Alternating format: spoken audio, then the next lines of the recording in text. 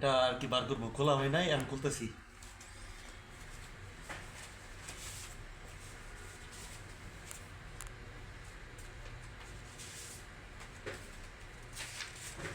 এ হচ্ছে হা না আর কি, অনেক কিছু দিছে শর্ত আর কি, বড় বড় লাগবে অনেক কিছু। আর এই হয়েছে বুটেরিয়া, আমরা দেখেন বুটেরিয়া। ওই ধানের শীষ কই,